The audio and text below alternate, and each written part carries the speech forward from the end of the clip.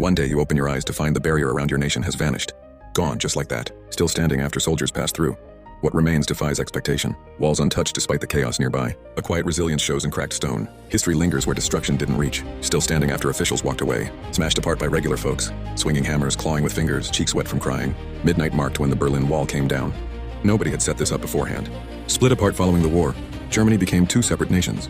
West Germany, free, democratic, rebuilding fast. Behind the Iron Curtain stood East Germany, a place where eyes followed every step. Movement came with limits. Freedom felt like a locked door. A line cut across Berlin one summer when East German workers began laying concrete blocks. That barrier rose without warning, dividing streets where people had walked freely just days before. A long stretch of land covered in hard gray slabs, tangled metal spikes curled like vines, watchful figures standing still with weapons. Fleeing under cover of night, families scattered in different directions. Without warning, some lost touch with loved ones forever. Folks moving across could find bullets waiting. Footsteps faded where more than 140 lost their lives fleeing. A quarter century and more, that barrier remained the world's clearest mark of control. It rose where freedom faltered. One structure, many meanings. Time passed without softening its edge. Not until it fell did people see how heavy silence can be. Inside cracks had started showing by 1989. The Soviet Union began falling apart slowly then. Pressure built from within, weakening its core. Things shifted without loud announcements. Quiet forces pulled it down piece by piece. Fight back began across Eastern Europe. From city to city, unrest grew. What once kept entire populations locked down started to unravel. Folks in East Germany began filling the streets, a wave of voices rising for liberty. One protest led to another until crowds swelled into the hundreds of thousands. Out on the pavement, people stood firm, calling out for change without waiting permission. Each day brought more faces, more signs, louder chants echoing through cities. What started quietly now moved like wind across towns, unstoppable. Running out of options, the government grew frantic. Desperation crept in fast.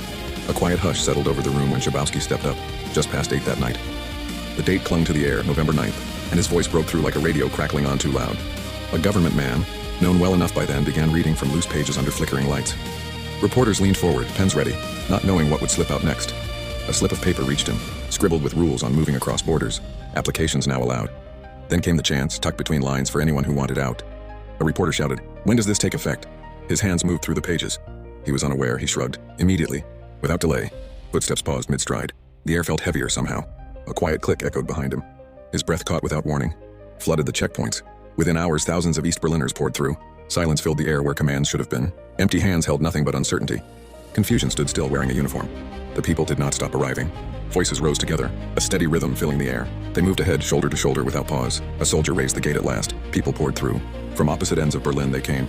People long kept apart by time and walls, rushing together, meeting in shared hugs on city sidewalks, faces wet with tears.